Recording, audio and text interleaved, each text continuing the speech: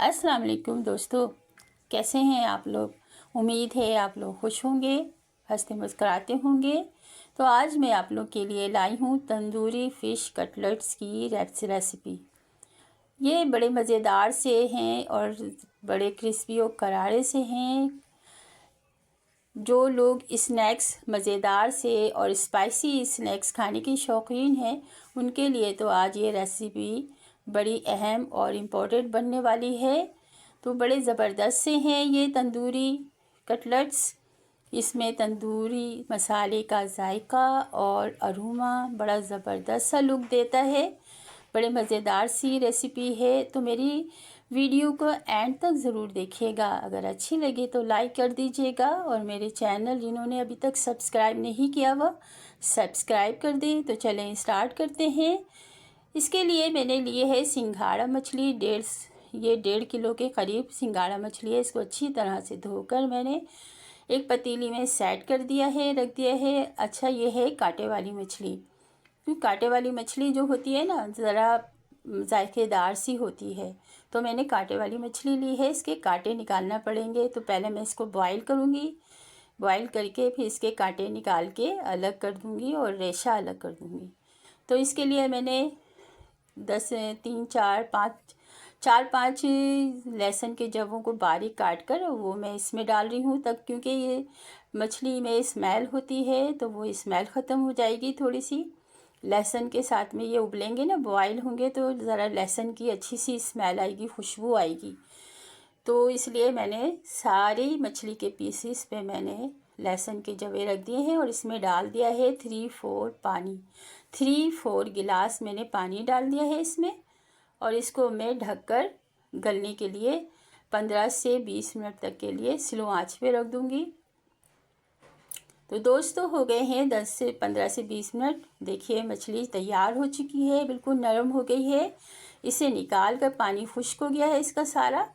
अब मैं इसको निकाल के इसे कांटे अलग करके और इसको रेशा करके रख लूँगी। तो तैयार हो गई है ये मछली, क्योंकि कांटे वाली मछली जो होती है ना, उसका जायका अच्छा होता है। तो अभी चले स्टार्ट करते हैं मसाला बनाना। तो मैंने कढ़ाई चढ़ा दी है चूल्हे पे और 1/2 कप डाल दिया है इसमें ऑयल। तो कुकिंग ऑयल मैंने इस्तेमाल करी हूँ 1/2 कप के करीब।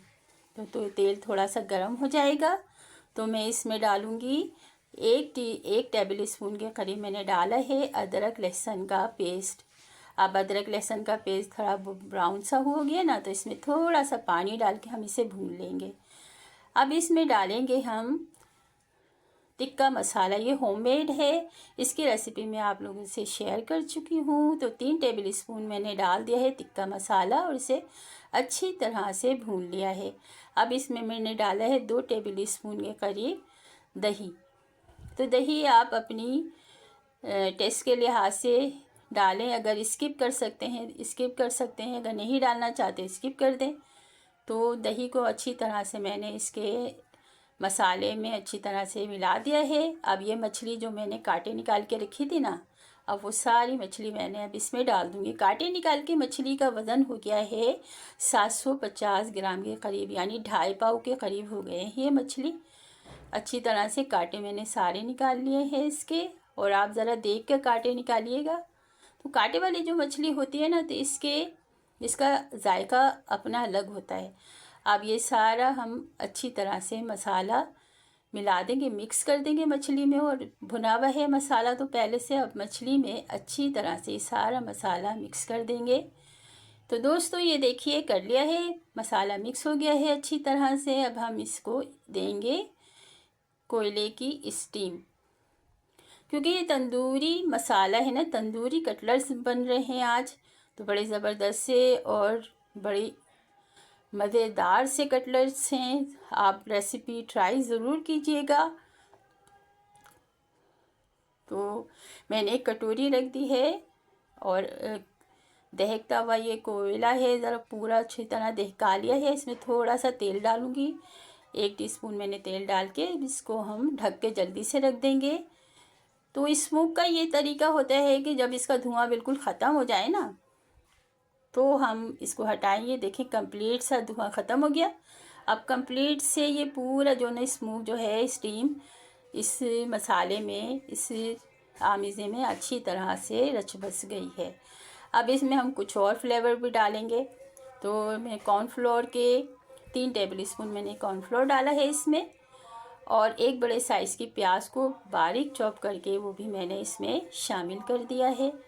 तो सारा मैंने कटलेट्स का सारा ये फ़िश का मसाला मैंने बाउल में निकाल लिया था। अब मैंने इसमें डाला आधी गड्डी हरा धनिया बारीक चॉप करके, 10 हरी मिर्चें बारीक चॉप करके डाली, और एक छोटा टुकड़ा अदरक का, वो भी बारीक चॉप करके मैंने इसमें डाल दिया है। इसको अच्छी तरह से हाथों को वॉश करके हाथों से मिक्स कर देंगे सारे मसाले को पूरी मछली में।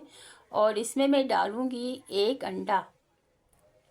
बाइंडिंग के लिए तो अंडा डालना ज़रूरी होता है, तो थोड़ा थोड़ा करके ये अंडा मैं पूरा ही डालूँगी, क्योंकि थोड़ा थोड़ा करके डालना चाहिए। अब ये देखें, अगर इसमें ज़्यादा ज़रूरत लगी थी मुझे तो मैंने इसमें पूरा ही अंडा डाल दिया था।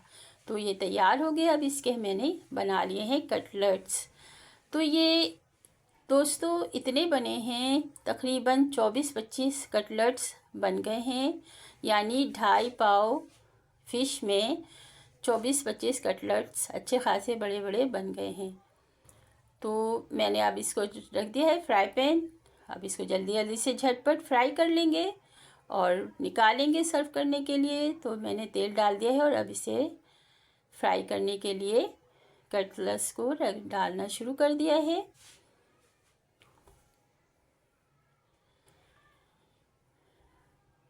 तो दोस्तों बड़े मज़ेदार से और बड़ी क्रिस्पी और बड़े करारे से तंदूरी फ़िश तंदूरी कटलेट्स बनने वाले हैं, और इसकी रेसिपी आप लोग ज़रूर देख लीजिएगा।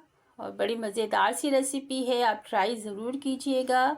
तो सारे कटलेट्स देखिए, मैंने इसमें तकरीबन जगह थी फ्राई पैन में, तो मैंने 6 कटलेट्स डाल दिए हैं, इसको फ्राई कर लिया है। अब ये देखें, साइड चेंज कर देते हैं। देखिए कितने मज़ेदार से, माशाल्लाह अल्हम्दुलिल्लाह। अल्लाह ताला का एहसान है कि अल्लाह ताला ने